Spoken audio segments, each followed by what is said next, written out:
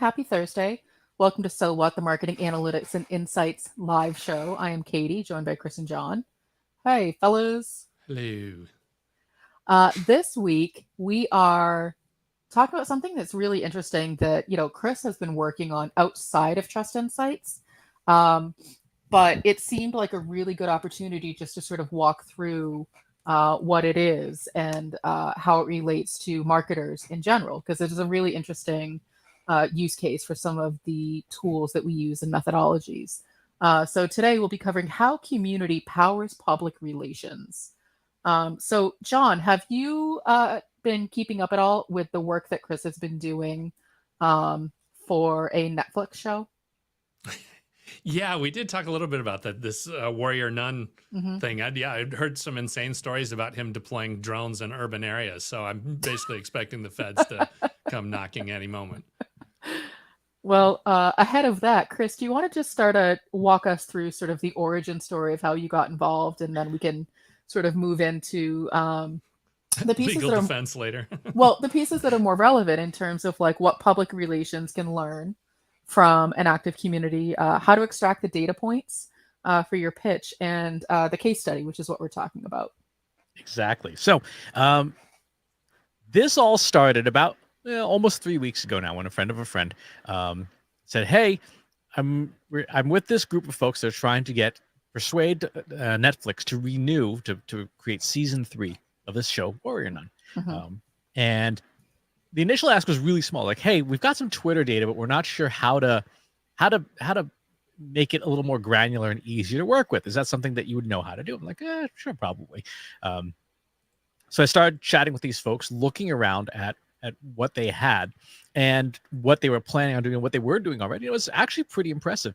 Just to give you a sense of what the general gist of the campaign was, and is, because it's ongoing, Mm-hmm. is the fans of this show have decided to wage a campaign on predominantly social media, Mm-hmm. saying, "Hey, we want to draw attention to this to try and get attention from Netflix and folks, that this show is worth bringing back. That it's there's an audience for it.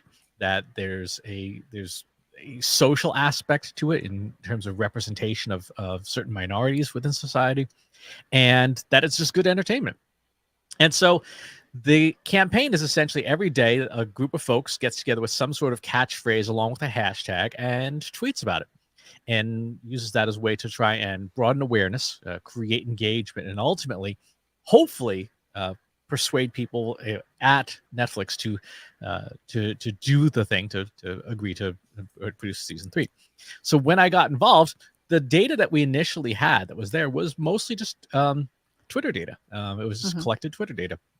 And the challenge that the folks were having was that they were actually so successful that traditional methods of collecting Twitter data stopped working.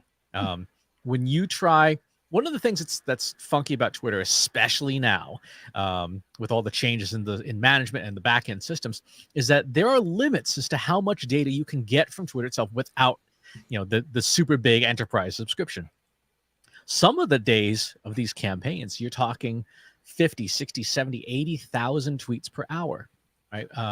And the API limits are pretty strict. Like they say, like you can't pull more than 50,000 tweets per day is the limitation. So knowing that that's outside the scope of what an all volunteer group of folks can do, I said, well, how about we start looking at some of the other data sources that we can bring in that can help answer these questions.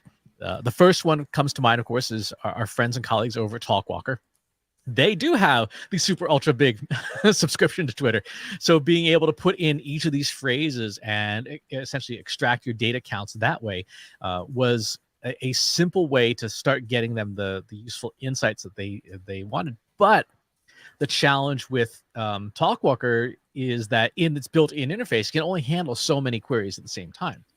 So the first thing that we said was, well, what if we just create some custom code to extract out the data from Talkwalker and visualize it, right? And so you end up with these with a much bigger picture, the hundreds of thousands of tweets per these individual things. This is a great way to easily visualize, hey, this campaign has some attention.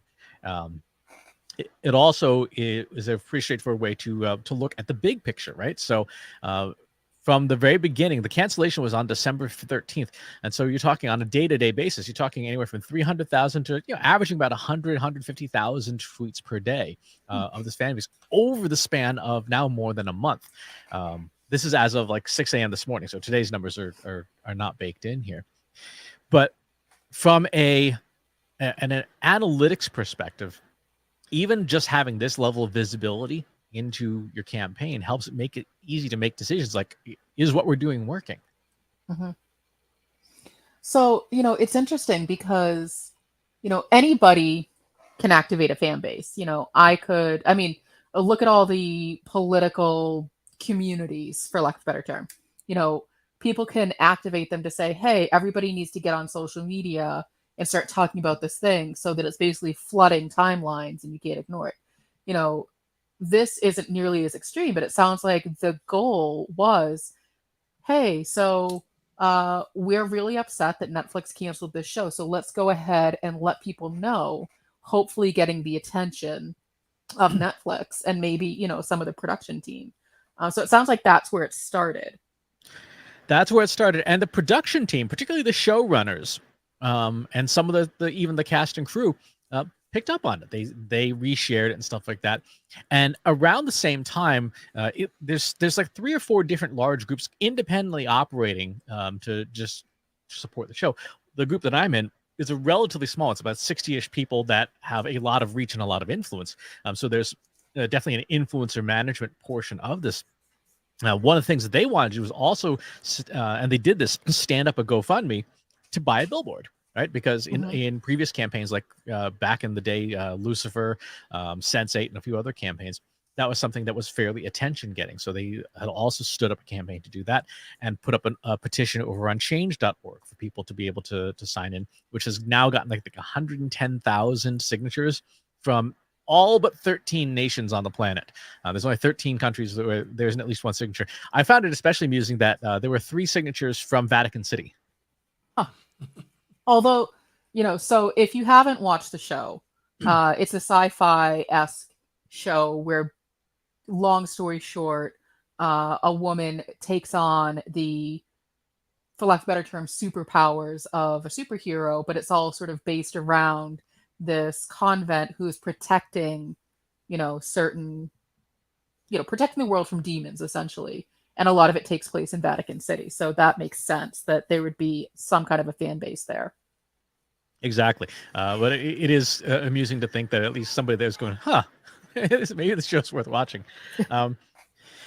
So that was where things initially started. And then as momentum picked up, as various people started, the volume was loud enough for people to start taking notice. That's when the organizing team said, what else can we do? Like, it's great to tweet a lot. There's certainly value to that. But what else could we talk about? What else could we show that would be proof points that the cause itself, the petition, is a valid one? And now we're starting to get into areas where you really do need some advanced analytics because you're now starting to sew together different data. So in one of the things that we came up with as an idea was, well, what if we assemble a pitch deck, right? Because one of the things that the campaign has talked about is, what about trying to pitch this show to other services besides Netflix? There are a whole bunch of legal and contract and technical things that go with that, but just the concept. And so we all put our heads together, and on the data analysis team, I think there's about 5 or 6 people on the data analysis team, of which I'm one of them. I'm not the team lead. Said, well, what could we come up with? What could we think up? And I pulled out a framework from Sequoia Capital, which for addressable markets, obtainable markets, and all that stuff. And we basically revised that to turn it into a 5-part pitch deck, saying here's what social media proves, right? You can mobilize a group of people. Here's what media coverage proves, that you can get broader attention than just the fan base. Here's what search data proves, that you can see what people are really thinking. Here's the content quality, and then here's what's in it for you. So, I'm not going to run through this whole pitch deck because nobody wants to sit through that. But some of the things that I thought were very interesting was, when we looked at forecasted search volume, this is using Trust Insights stuff. So one of the things we do at Trust Insights is we do predictive forecasting of keyword data for SEO. So I said, let's take all the terms associated with the show, Warrior Nun, Stream Warrior Nun on Netflix, and so on and so forth. Bundle them together, take that search volume, and then put it into our predictive analytics tool, run a forecast. What does it look like? What we found was that since the show's debut back in 2018, the fan base has been steadily growing. And when we use the same forecasting software to look ahead, the base continues to grow into 2024, even though at the time this forecast was done, the show had been canceled and been publicized for several weeks because I joined the campaign like 3.5 weeks in. So even though people know it's a canceled show, there's still search interest in it. And so it's a pitch point to say to a potential investor, hey, if you pick this thing up, you've got a built-in audience of people who are looking for it. They know it. There's brand awareness, and then and it's a growing trajectory. What's interesting, and this is more of a rhetorical question, is how Netflix picks and choose what to promote. So there's certain shows, like I think Wednesday came out a few months ago, and they put a lot of heavy promotion behind that show, whereas I don't believe they put the same amount of effort into this show, Warrior Nun. And so then they're sort of making decisions based on things that are apples and oranges. Like they put a lot of heavy money into one show, but nothing into the other. And then when people have never heard of it, they're like, oh, well, I guess we'll just cancel it. Like that to me, when I think about, marketing in general and sort of the advice that we give to our clients, like you have to factor those pieces in. And to me, that's what's not here. That's correct. In fact, for season 2 of the show, which was the most recent season, the promotional budget was approximately zero. Netflix, I think, did one video interview and put it on YouTube and just sort of let it languish there. And that was it, compared to, for example, bus wraps and billboards and your traditional promotional services. So the show definitely did not benefit from any kind of marketing. Well, even just the way that Netflix will promote things on their own social channels, they only tend to promote like a handful of TV shows and movie, and I don't recall this being one of them. And the first season launched, it was sort of a pandemic in the way, and a variety of other things. So there were definitely some complicating factors. What has started to happen though is, we basically turned this pitch deck into a YouTube video, and we got some, and because of the generosity of some data partners, in particular Parrot Analytics, they were able to send along competing data to say, like, here's what we see in our system over 90 days, in demand top 10. And it's interesting, on a promotional budget of zero, the show is consistently within the top 10 and has held that in terms of demand position since the second season aired. And in fact, it's very interesting. There was a post this morning in the Discord server that we're all in, that as of today, it's the number 3 most in-demand show on Netflix worldwide, which is like, that's kind of fun for a show that's been canceled and that has had no promotional budget besides what the fan base does. We wanted to look also, one of the challenges with Netflix is that Netflix is notoriously closed-mouthed about all their data, right? Beyond what they report to the street. Right. They don't make their data public. So companies like Parrot Analytics have to do imputed measures of demand and things. And you can actually see their methodology, which I think is very smart, on their website. If there's anyone from Parrot Analytics listening, let's get coffee sometime. I have questions. Good questions. Good questions. But one of the things we said was, well, what if we did what could we get apples to apples comparison? And so this is something that we talk about a lot with our clients, with our prospective clients, with the general public, is you need some kind of data to work with. And if you can't get it from a primary data source, where else can you get it? So one of the sources we looked at was IMDb. So the Internet Movie Database, IMDb, has a catalog of, I forget, like hundreds of thousands of movies and TV shows. And every show that's in there has ratings and votes by episode. So if we were to take into account, the first 2 seasons of a series of Netflix shows, how would Warrior Nun's ratings look on a volume basis? And what we see is that the first season did okay, right? It was in the sevens, decent, Mhm. right? But kind of sort of toward the bottom of the barrel for this data set. And if you watch the show, yeah, those first 5 episodes need a little help. So we looked at 13 reasons why Bridgerton, Lucifer, and Stranger Things, these 5 shows, their first 2 seasons, the IMDb ratings, and then looked at season 2. And what we see is the show itself went from bottom of the barrel, essentially, to second right behind Stranger Things in terms of the number of the average ratings on IMDb, which shows that from an audience perspective, the audience thought the quality was there. And then this is where we start getting things interesting. We can't get Netflix viewing data, but we absolutely can get the number of votes per show from IMDb. And what I find fascinating about this is that when you have the number of votes per show, it is a decent proxy for viewership, right? Because if a gazillion people watch Stranger Things, some percentage of those people are going to go and vote for the show on IMDb. But there's no call to action, right? There's nothing in the Netflix app that says, hey, when you're watching the show, go leave a thumbs up on IMDb. Nobody does that. So it's only that community that is very interested in TV and movies being there that would do this. And so we see, again, these 5 shows. If you're inferring viewership numbers, you see the viewership numbers were kind of weak in season 1, right? Second from the bottom there, with the bottom being Bridgerton.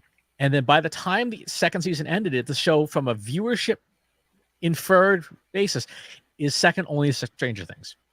Right? We did not have Wednesday in here because Wednesday's only had 1 season. But that's a pretty big difference. Now, granted, nothing's going to touch Stranger Things for a while. Netflix sells children. This sells like their firstborn children to promote that show. But on an inferred traffic basis, this is a pretty interesting indicator that the audience, the viewership audience, is there. And again, we don't know what's happening inside Netflix, but this tells an interesting story. Why did you choose those particular shows? Because I can see where the audience overlaps for some of them, but Bridgerton is the one to me that kind of stands out as the odd duck in terms of the content and the potential demographic. At the time, it was because those are the first ones that were in my recommended list on my Netflix app. Yeah, right. Okay. It's Netflix specific, right? And 2 seasons plus also, right? Yeah, 2 seasons plus. But more than anything, it was just as a measure of convenience. I opened up Netflix and to see what else was in my recommended list. Okay. I guess so. If someone was handing me this data, that would be my first question is, well, I don't necessarily see some of these as comparable series. For example, again, sort of going into content, demographics, the amount of promotion they put behind these things. So that would be my first piece of feedback. If someone gave this to me to say, now you need to make a decision, I'd say, well, I can't. This isn't apples to apples stuff. Exactly. And that's fair. And one of the things that we did later on was looking at a bigger basket of shows this was what was in the pitch deck when we made it 2 weeks ago now. So this is a little bit aged, but yes, that is absolutely valid in terms of, well, what else could we do? This was just a first cut. Sure. And then the last thing we wanted to tackle was the value of the fandom. And so this is where data from StackAdapt, which is a partner that we've worked with for a very long time, has come into play, looking at what is the audience worth, right? So the Netflix audience as a whole, there's actually a segment in StackAdapt and many of these third display advertising systems that says, if you want to reach this audience, here's what they're worth. And we were able to come up with some numbers that basically says it's a very valuable audience. From a story perspective, the team was able to take all of this analysis, atomize it into different social posts, and get that circulated, particularly to journalists, to socialize the individual pieces. We turned this into a YouTube video that got circulated as well, and it created enough momentum that trade publications started picking up the story. Right, Collider and Screen Rant and a few others started picking up the general story that this fandom was active, the fandom was interested, the fandom was extremely vocal, and had credible data-driven points to make that the show probably was canceled when there were other shows of questionable quality that got renewed. A couple of reality shows that people were like, we're not really sure why people watch this. I was going to say, looking at you, Love Island.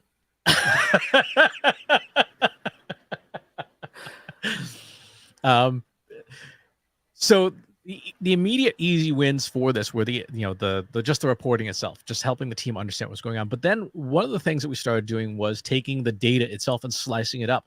So if you look at what comes out of Twitter bios in particular, people list other social media profiles and like, hey, I'm this on TikTok, I'm on this on Instagram. Mm-hmm. And so taking all the people who are participating, the tens of thousands of people, and pulling their bio data and saying, okay, now here's the outreach list if we want this to spread on Instagram. These are the people to talk to because they're already using the hashtag on Twitter. Easy win. If they're already in your camp in one network, get them to help spread the word on other networks, YouTubers, TikTok, and so on and so forth to get the word spreading there.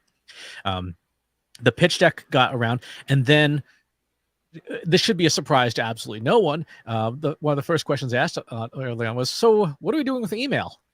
And it was sort of a question of, we're not sure what to do about it. It says, well, let's start a Substack, because Substack is one of those vendors that allows you to get an email newsletter up and running relatively quickly. And the big question people had is, well, what do we put in the newsletter? Because, if we want this thing to be important. And what we did was we said, okay, well, we can take this data because Talkwalker is super easy to work with. Export each day's data, and that goes in a newsletter saying, here's how things are going. And so for fans who or potentially people interested in the campaign, this is what you get every single day. And it is within a week of putting up, we had almost 400 subscribers, which is terrific for particularly for how things like Twitter work. But here's where things got interesting. And this is a tenet of public relations. It's like, do you remember the one red paperclip story? John does. Do you want to recap it real quick? The one. So the idea is that there was this, early influencer who had one red paperclip and traded it to some sucker for 2 broken corks. And, within 3 months, they traded it for a house. They were able to swap 2 cars for a house. So the idea is if you can just get it rolling, there's enough people out there, you'll always find the next sucker. Or in this case, with public relations, with news media in particular, news media tends to be fairly risk averse, and understanding the media model that most publications work on is they get paid on views. Right? Most media publications are ad driven, ad supported, so they get paid on views. So a news publication will generally not cover a story if they don't think it's going to get them views, because they're going to spend time on stuff that'll put money in the bank. However, when you start with smaller trade publications, they may not necessarily make their money that way, or they may make it, they may just earn more from niche audiences. So if you can get into trade publications, you can then use that as social proof when you're pitching to other publications. Hey, Collider picked this up already. Here's the link. Do you want to cover this story too? And this group has an entire outreach team of about 10 people doing public relations outreach. Once you start getting any traction, you leverage that. You keep trading up influence and importance until you get to a point where bigger publications have to pick you up. And so after about a week and a half of identifying influencers and doing the outreach and providing data to power a lot of these things, we got into publications like IGN, right, which is a gaming publication. And then that turns into more industry publications like NME, that turns into publications like Hello Magazine, and ultimately turns into publications like Time Magazine, right, where the actual campaign itself is being picked up, and individuals from the campaign are being cited. And that moves into things like Forbes, right, and Investors Business Daily, Business Insider. So these are all tier 1 publications from the campaign itself. So this is one of the better outcomes from the campaign, is saying on essentially the very, very little budget, can we get attention? And it culminated finally with the purchase of the billboard itself. I'm going to see if we have actually, I know we have images of it here somewhere, but the team very, very cleverly bought a billboard in Los Angeles and it was in Los Angeles, the corner of Sunset and Van Ness, which, if you know Los Angeles at all, is right across the street from Netflix Studios. So the folks who are responsible for canceling the show get to look at this billboard for 4 weeks, and this, of course, then sparked a whole new round of coverage. Right, again, more publications picking up the story. There are several hundreds of people who are in this fandom who are driving and flying out to take photos and party at this thing. And I guess presumably, from a distance, safely, not trespassing, flip Netflix the bird, because there's offices right across the street. But it's funny, when you look at a map of where this is located, every employee of Netflix in that building and in the Burbank Studios building, which is adjacent to it, have to pass by this to get on the highway to go home. Mm-hmm. So it, it makes me think, in my very, very short tenure working at a PR agency, you said something that resonates with me. It was one of the things that I picked up, is that you're going to find more success starting with the smaller trade publications than you are going after the Time magazines right out of the gate. And that's for a couple of reasons. One is it's going to be smaller, but it's going to be the right audience right away. And then two, you're going to have that proof point of, yes, we can get coverage of this thing to people who care. Now, what do we do with it? And so when I'm thinking about, what public relations can learn or can take from activating a community, you've covered a lot of different reasons why public relations professionals should be working with very specific communities on the topics that they're trying to get, coverage for. Exactly. And here's one of the the neat little things that we do, particularly in the newsletter. The daily newsletter obviously features some social stuff. It has those charts, but then we put the coverage in the newsletter and remind people, if we want people to cover the story, they've got to see traffic. If to get traffic, you got to click on these links. You got to visit these links. You don't have to sit there and read every story, top to bottom, but you at least got to register a page view so that these media outlets know that. And this is a message that we've shared on social media as well. Don't just share the link. You got to click on the link so that a publication says, wow, this story got 100,000 views. Gosh, maybe we should do another story on it. See if we continue to get audience on it. As of last week, one of the things that Talkwalker does is that they've partnered with SEMrush to bring in more accurate page view data on stories, because they were previously using a different vendor that was a little on the wildly inaccurate side. The software and the system is much better now. This story, this overall campaign, and all of the coverage it's done so far has accrued 1.2 billion page views, right? Wow. Which is why we're seeing Time Magazine and Investors Business Daily and stuff covering it, because everyone's like, wow, we want some of that traffic too. Mm-hmm. So let's say, you're a public relations professional, and someone comes to you and says, my client needs you to get, a hit, coverage, a placement, a byline, anything for Warrior Nun. The show was canceled. I think there's a community. As the public relations professional, what's the first thing I need to do? The first question you ask is, tell me about this community. Tell me how large they are, how motivated they are, and if there's anyone directing the efforts, right? If there's anyone that is galvanizing the community, because what powers this campaign is the community. All the data and the analytics and the cool stuff that we can do doesn't matter if nobody takes action on it.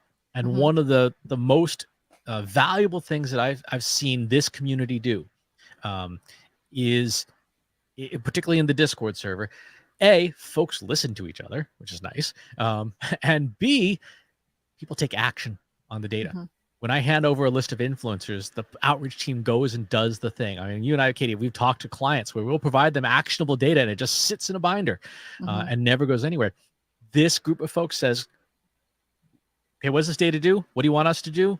We're going to go do it. And then they jokingly call themselves the hamsters. They literally just go off and they do the thing. And you see the results.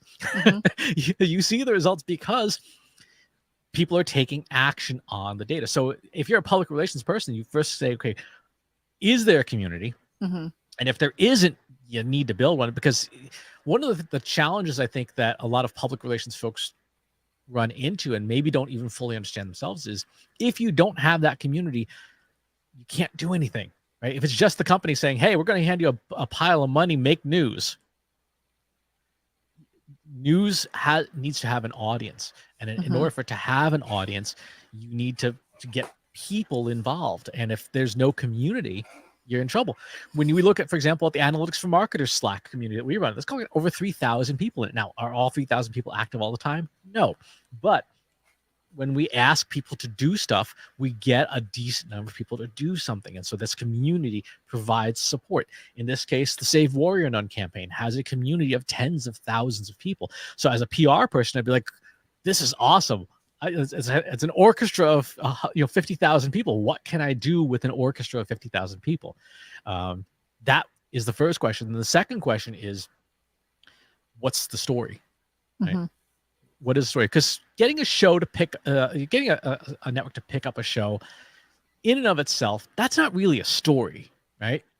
But it turns out there's two different stories embedded in this campaign that are both newsworthy, and that both people that group various journalistic outlets want to pick up. One, there's a representation story, right? So for folks who are on social issues, the fact that more queer shows seem to get canceled by Netflix than non-queer shows, and a question about why that seems to happen when the data supports that the queer shows are doing as well or better than their peers. So that's aspect number one. Mm-hmm. But aspect number two, and this is something that is being picked up by a lot of the business press, is Netflix lying about their data, right? When they're presenting things to the street stuff. Because again, they're very close-lipped about everything. But when we start to shine a light on, well, if we do an apples-to-apples comparison with shows in IMDb, when we look at known budgets, their website MovieWeb publishes budgets from the production of different shows, and you look at this and go, what's going on? And then the new CEO of Netflix stuck his foot in his mouth the other day when he made when asked in an interview, like, why is these fans of these various shows are protesting, he just goes, Netflix has never canceled a successful show. And digging into the data, digging into all the sources we have access to, looking at services like Parrot Analytics, we're going, well, that doesn't seem to quite be true. So now the press campaign has evolved because people want to take a shot at the reigning champ on the throne. A lot of folks, the story has grown another angle. So as a public relations person, you definitely want to be looking, okay, what are the angles in the story that we can run with, and then what could potentially come out of this that we didn't even anticipate, and are we positioned to make use of that? And that's where, again, having this this army of activists, when a story angle comes out, you feed it to the army and say, go, right? Take this story and run with it, share it, click on it, make sure it goes in newsletters and things. And so there's this whole orchestration of a campaign powered by a community that, to me, it should be the future of public relations. If you want to get success, if you want to hit those tier 1 publications, if you want big stories and big news, having that community as part of your campaign is indispensable. It's interesting because, it sounds like, if you swap out the term community for audience research, the first thing that you as the public relations person should be doing is, who's the audience? Who cares about this thing? And, you may find, nobody does. It really depends on who it is you're working for. So let's say you're working for Dyson vacuums, for example. You may find that there's a very small but particular fan base who could be, advocates and loyalists because, certain brands have people who swear by them. So finding those people first and then starting to rally them up, like, hey, I'm writing a story about this. Could you talk about it, making sure that these people are featured, because then they will then likely share the information. I admittedly am not a public relations person. And so I really have no business speaking about how traditional public relations should work. But to me, it sounds like if you're trying to activate a community to help get messaging out, to help share information, news stories, to help, make change, like you could say that's public relations, you could say that's community activism, you could say that's marketing, that's just communications. And so it sounds like it all comes down to who's the audience and what do they care about. Exactly. And one of the things that happens internally with this campaign that has been a useful way to sort of get people on the same page is data sharing. So part of the scripts that I wrote to process the data also just pushes the data straight into, in this case, a Google Sheet, because it's accessible to people. So this is anytime that the code itself runs, it gets pushed into the sheet, and then anybody who's in the campaign has access to this. They can download it. Even if they made changes to it, it gets overwritten the next time that this happens. And so everyone's working from the same data set. Everyone's working from well, here's the numbers from, in this case, TalkWalker. Here's news stories and the URLs and stuff, and the scoring for a page views and things. All of this the data helps to unify people and provide a sort of consistency towards the messaging. If you were to flip this around to the other side, to the other angle, let's say you are the head of public relations at Netflix and literally everything is on fire, which has been the case for about 3 weeks now. What's the number one thing that you would do to put this fire out? The easiest thing you could do if you had the approval of the powers that be? Share the data. Say, local, here's the criteria. Here's how we make decisions. Here's the data, that shows why this happened, why this did not happen. And hey, here's the data and the benchmarks that you would need to hit for us to say, yeah, we will do a third season. And you need to hit these benchmarks. You give people goals, and if they hit those goals, then great. You would be partnering with the community rather than opposing it, as opposed to what the CEO had said in the press. Katie and I, you were talking about this. We're going to be talking about this on Monday's podcast. A statement that says, "Oh well, 70% of what we do is gut instinct, and we just look at the data to confirm our decisions." Like, well, that's not how data works. What do you think, John? Are you going to start your career in public relations now? No, I'm going to start my own network, and I've got season 3 of Warrior Nun leading off, and a few other things. It's just amazing because there's so many levers over there at Netflix, and I can understand why they don't share the data, because there's been such a sea change. With network television, it was very simple. You would do a show, and then there were all these syndication rules about where the money goes and who gets what, and that was completely wiped out by streaming. So now there's definitely an incentive for them also not to share the data, having to deal with shows that, what do they cancel and why do they do it? I'm sure they still are not going to tell us why it happened. So, but yeah, I'm looking forward to see how this goes. The one thing is it's so random. It's just like you were, Katie, talking this week about changing cable providers. It's that kind of situation. This show is actually more valuable to another network now, because they could pick it off and get new subscribers out of it. So that gives them some value that other networks don't get. So it'll be really interesting to see if somebody else picks this up and where it goes, because it's it's a hot topic and there's some buzz behind it. Exactly. So to kind of bundle this all together, everything that we've done and my contributions to the campaign have been around what we call the 5 Ps, right? The purpose, people, process, platform, and performance. The purpose was clear and was set on, by the campaign the moment that I walked in the door. There was no question about the clarity of purpose. We want season 3 of Warrior Nun, right? Clear purpose, unambiguous. Not much of a user story to pick up because it's super easy, right? The campaign already had the people. The community was there. The community was strong. And as a public relations professional, you'd be looking for those people. There was a little bit of process, but not a ton. And so a lot of the code, a lot of the custom code that we've written and the data we've provided and stuff was able to help fuel some of the processes, like the outreach teams and stuff.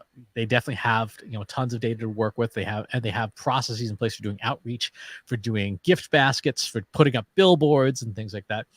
And one of the bigger gaps was platform, not having access to a TalkWalker or a Parrot Analytics or a Brand24 or a StackAdapt. So this is something we were able to provide that, again, a public relations hopefully like a firm or an agency would have some of those tools to provide to the community to help the community become stronger. And that's a vitally important twist in this.